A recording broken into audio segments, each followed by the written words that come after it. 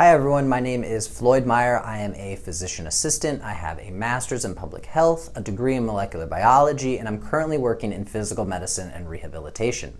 This week we are going to continue our series on resilience, which is the ability to remain well, recover, or even thrive in the face of adversity. Last week we talked about micronutrients and their overall impact on our resilience, specifically our immune resilience. And this week we are going to dive a little bit deeper into that topic and discuss specific supplements that you can take to improve your immune resilience. Now, I want to point out that I am not your medical provider. This should not be taken as specific medical advice, and these recommendations should not take the care of standard medical practices. So now that we got that out of the way, last week we talked about an article in the British medical journal Nutrition, Prevention and Health, and they stated that, quote, consumption of a diet of diverse and varied plant-based and animal-based foods that is consistent with current healthy eating guidelines would be the best to support the immune system. However, human trials suggest that the intakes of some micronutrients like vitamin C, vitamin D, vitamin E, zinc, and selenium needed to optimally support the immune system are in excess of intakes that can easily be achieved through diet alone. And in this case, supplementation might be considered. So let's discuss some of my favorite supplements that I think are very safe and can be very effective for improving your overall immune function.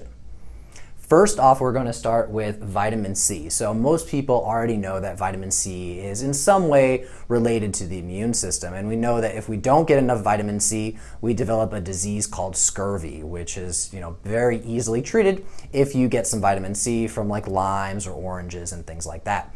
So vitamin C's role in the immune system is mostly due to its antioxidant properties. So an antioxidant is something that is going to neutralize a free radical, which is something that is formed during some type of a metabolic process. So for example, in vitamin C in the immune system, when your body encounters some type of virus or bacteria, the immune system, specifically things like your macrophages, are going to try and destroy this foreign invader. And during this process of trying to destroy either the virus or the bacteria, you are going to release a lot of free radicals, which can damage the immune cells themselves, the ones that are actually doing the destroying of the virus or the bacteria, but it can also destroy some of the cells and tissues that are surrounding it. And so in this instance, vitamin C is actually released at the same time as the cell is trying to destroy this foreign invader, and it's going to help to neutralize some of those free radicals that are formed, protecting both the cell and the surrounding tissues. The RDA, or recommended daily allowance for vitamin C, is going to vary from person to person depending on their age, depending on their sex. So the National Institute of Health and the Office of Dietary Supplements says that for adults that are over the age of 19, they recommend to get at least 90 milligrams of vitamin C per day for men and about 75 milligrams per day for women.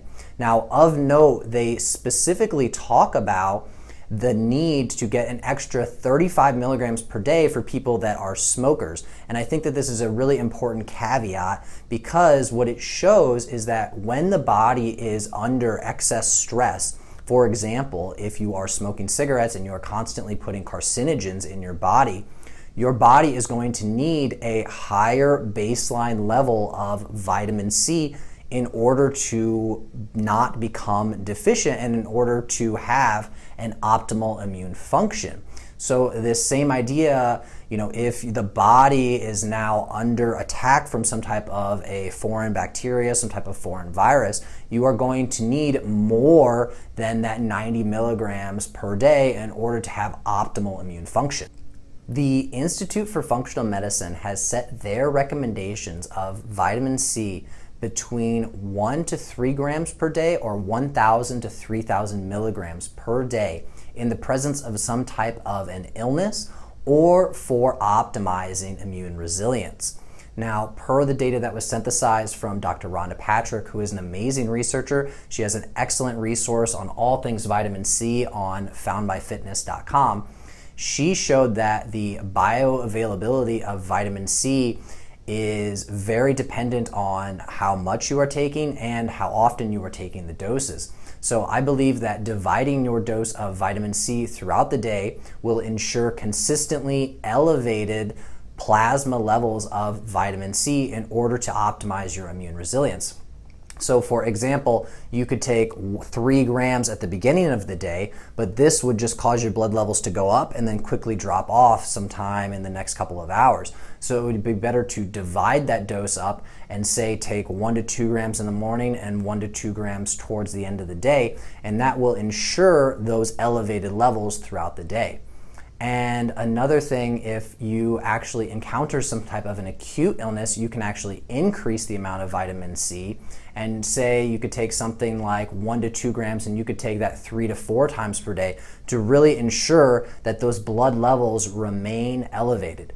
Now, of note, it has been shown that liposomal vitamin C is going to provide some slightly higher plasma levels, but regular vitamin C, regular ascorbic acid would be more than sufficient.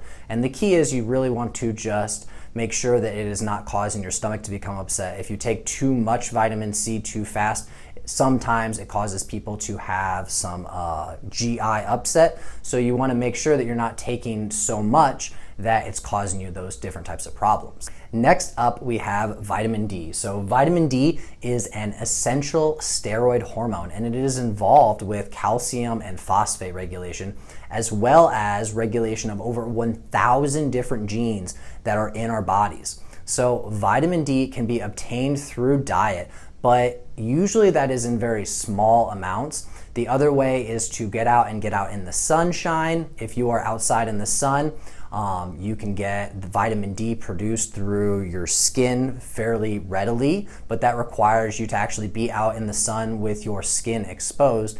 And so despite this ease of getting vitamin D, people are very deficient. In fact, 70% of the United States adult population has insufficient levels of vitamin D, meaning that their levels are below 30 nanograms per milliliter. So a comprehensive meta-analysis looking at 25 randomized controlled trials concluded that vitamin D supplementation was safe and it protected against acute respiratory tract infections overall. And in an exciting randomized controlled trial pilot study, this looked specifically at how vitamin D supplementation affects the necessity for intensive care, meaning going to the ICU, in patients that were hospitalized with coronavirus. And they showed that among the 26 patients that were not treated with vitamin D, 13 of them required ICU admission, meaning that about 50% of them needed to go to the intensive care unit. While out of the 50 patients who were treated with vitamin D, only 1 patient needed to go to the intensive care unit.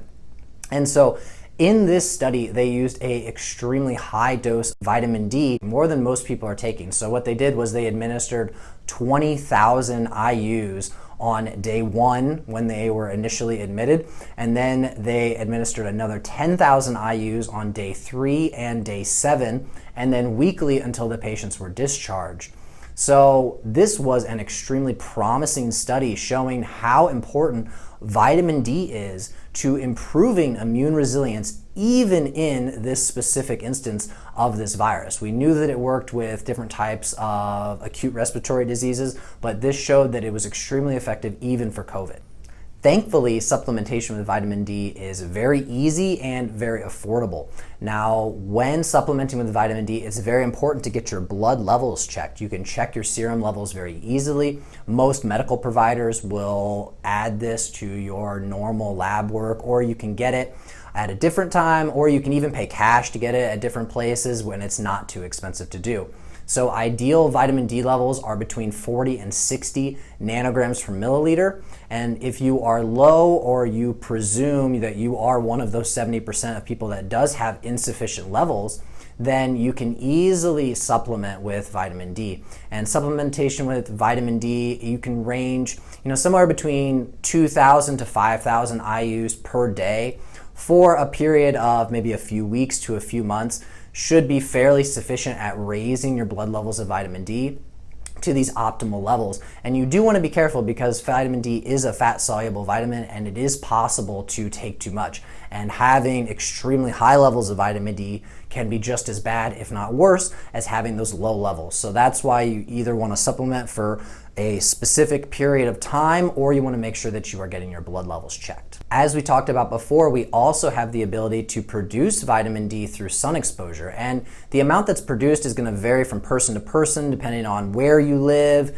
depending on your age, depending on your body fat percentage. But according to the Endocrine Society, the American Association of Clinical Endocrinologists, and others, they published a joint statement stating that, quote, one of the best sources of vitamin D is through 15 to 30 minutes of direct sunlight exposure on your skin, taking care to avoid sunburns. So through both supplementation and regular safe sun exposure, you should be able to easily raise your overall blood vitamin D levels to that 40 to 60 nanograms per milliliter range, improving your overall immune resilience. Finally, let's talk about zinc. So zinc is an essential component to our immune systems. Even mild deficiencies in zinc can decrease our overall immune resilience. And most people already know that zinc is extremely effective because of things like Zicam and because of different zinc lozenges that are readily available on the market.